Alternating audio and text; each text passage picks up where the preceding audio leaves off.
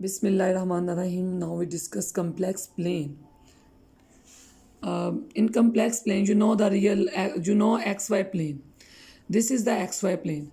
When you draw the point complex number, when you draw the complex number in the XY plane, then that XY plane is called the complex plane. अगर किसी भी x Y plane में किसी भी quad जो आपका पहले कार्टियन plane है, अगर उसमें आप कम्प्लेक्स नंबर ड्रॉ करना शुरू कर दें तो एक्चुअली वही कम्प्लेक्स प्लेन जो है कम्प्लेक्स प्लेन है. So, remember it. In this plane, x-axis is called the real axis and y-axis is called the imaginary axis. And remember also, whenever you want to draw this complex number z is equal to x plus iota y, and you can write this an ordered pair x, y as a point. This is a point, and when you join that point to the origin, then you get a vector. What does this mean? Means there are two representation of the complex number, one as a point and second as a vector, and these two representation of the complex plane actually called the orgone diagrams.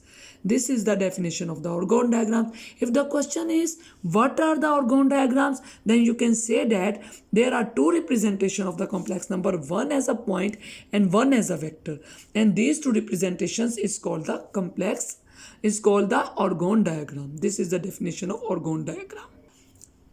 Now we want to find the polar form of complex number.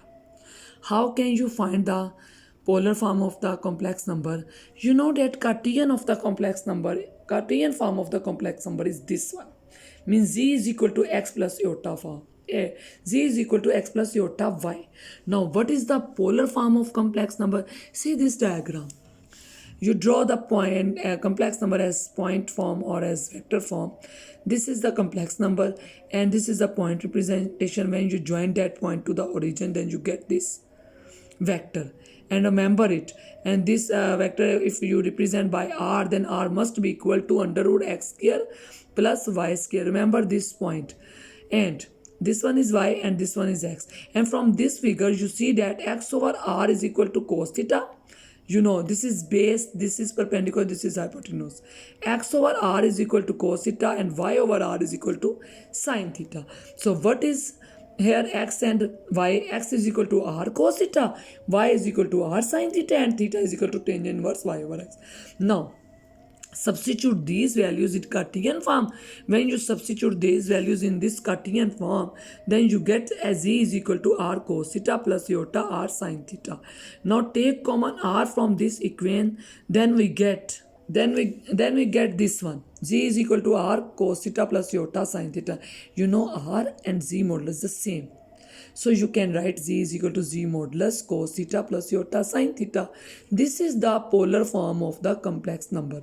And now, whenever you want to find the polar form, to just find z modulus, means magnitude of given complex number and the angle of that complex number, and you know theta is equal to tangent inverse y by x, and z modulus always equal to under root x square plus y square, and theta is always equal to argument of z. Theta is called argument of z. This angle is called is equal to tangent inverse y by x. आपने पीछे किया है. अब ये argument जो है ये actual angle है, लेकिन आपने पोलर फॉर्म में इसका प्रिंसिपल एंगल यूज करना है. So what is the difference between argument and principal argument? Now we see the difference between these two. For example, you have this plane, and if suppose you have this one, this is y and this is x, then theta is equal to that is argument of z is tangent inverse y over x. ये तो आपने इसका angle निकाला, लेकिन हो सकता है ये एंगल वन रोटेशन के बाद यहाँ आया हो, तो फिर वो एंगल हो जाएगा tangent inverse y by x plus 2 pi. फिर तो एक्चुअल एंगल वो हुआ ना, ये तो ना हुआ. जैसे फॉर एग्जांपल इस फिगर में देखो, अगर एंगल एक रोटेशन के बाद आया है तो होगा tangent inverse y over x plus 2 pi. दो रोटेशन के बाद आया तो होगा tangent inverse y by x plus 4 pi. तीन रोटेशंस के बाद आया तो होगा tangent inverse y by x plus 6 पाई.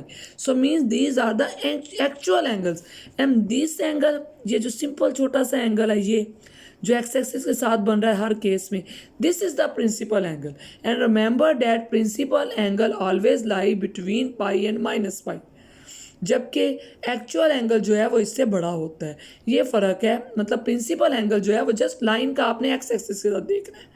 अगर लाइन इस क्वाड्रेंट में है तो आपने अगर इधर से देख लिया ऐसे तो बड़ा हो जाएगा पाई से, आप इस डायरेक्शन में देखेंगे, ठीक है। तो मैं आपको वो भी बाद में बताती हूँ। So actual angle is the actual angle और principal angle is the angle which make the line with x axis. जैसे ये देखें मैंने यहाँ लिखे हुए हैं कि रोटेशंस के बाद एक्चुअल एंगल कैसे बनते हैं, तो ये आपके एक्चुअल एंगल बन रहे हैं। इसके बाद मैं आपको दिखाती हूँ कि प्रिंसिपल एंगल कैसे फ़र्क पड़ता है उसमें। ये पेज देखें, यहाँ पे एक ये फिगर है, ये वाला पॉइंट, तो मैंने एंगल निकाला तो मैं ये एंगल ले लूँगी इस तरह से, ये आ गया ना एंगल, ये एक्स का प्रिंसिपल एंगल है। और दूसरा याद रखो ये 0 से पाई होता है और ये इधर से जाए तो 2 पाई, लेकिन अगर आपने इधर से जाना तो ये माइनस पाई, मीन्स पाई और माइनस पाई एक ही जगह पे। अब ये अगर लाइन इस तरह है तो आपने एंगल प्रिंसिपल इस तरह ले लेना है। अगर लाइन इधर है, ये वाली है, तो फिर आपने ऐसे घूम के नहीं लेना है, तो बड़ा हो जाएगा। आपने ये एंगल इस तरह लेना है, ये देखिए मैंने एरो लगाया हुआ, this is the principal angle. Now we see the definition of the principal angle. Remember it, principal angle always lies between minus pi and pi. ये देखें actual angle is equal to this one. K को 0 ले लें तो tan inverse y by x आ जाएगा, k को 1 ले लें तो आपके पास 2 पाई उसमें ऐड हो जाएगा, ये हो गया एक्चुअल एंगल। एक्चुअल एंगल को इससे रिप्रेजेंट करते हैं और प्रिंसिपल एंगल जो होता है वो हमेशा माइनस पाई और पाई के दरमियान होता है। ये बात आपने याद रखनी है कि ये इस तरह से होता है। अब आपके पास सपोज एक्चुअल एंगल है कोई 8 पाई बाय 3 है, तो इसका मतलब ये पाई से बड़ा है, इसमें कोई रोटेशन ऐड हुई है, जो ऐड हुई है इसको माइनस कर दो, इस तरह से माइनस करो कि एंगल पाई और माइनस पाई के दरमियान है।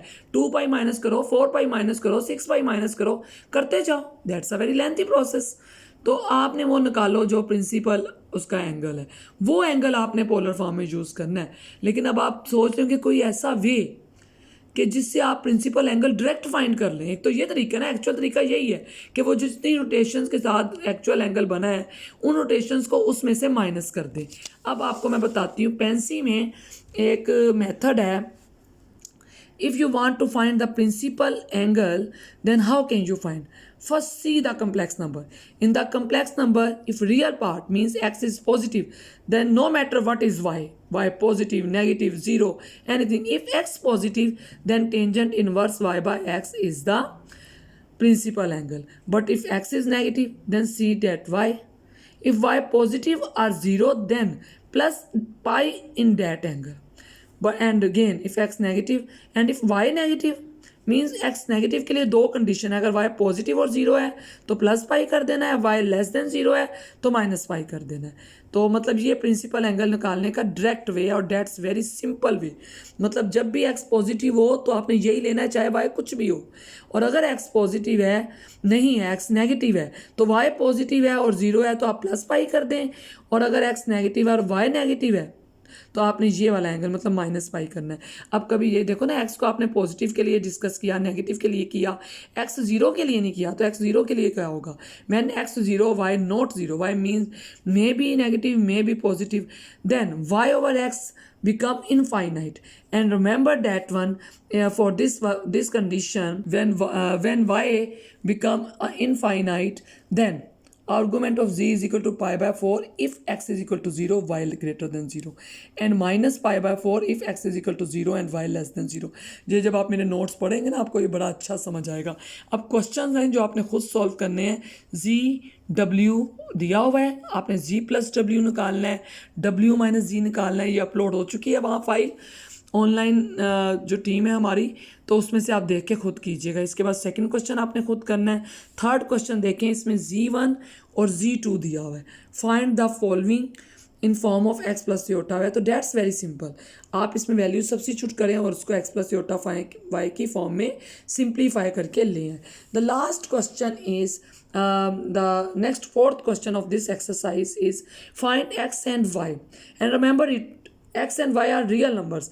First two questions very simple, compare only real and imaginary parts and then find x and y.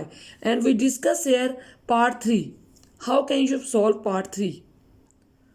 This is the part 3, x square minus y square plus 2xy iota is equal to 3 plus 4 iota. You want to solve for xy and remember xy are real numbers. ये आपको उसने given दिया हुआ है। Compare real and imaginary parts x square minus, आपने लिखना भी है, मैं आपको वैसे बता रही हूँ, आप यहाँ पे लिखेंगे comparing real and imaginary parts, x square minus y square is equal to 3, 2xy is equal to 4, जी मैंने लिख दिया, इसमें से xy 2 आ गया, y इसमें से x निकाल लें 2/y, आप इसको पुट कर दें ऊपर वाली इक्वेशन में, सिंप्लीफाई करें, सिंप्लीफाई करते हुए आपके पास ये इक्वेशन आई, फैक्टराइजेशन करें तो फैक्टराइजेशन के बाद आपके पास लास्ट में ये बन जाता, फाइनली आपके पास ये रिजल्ट आ गया।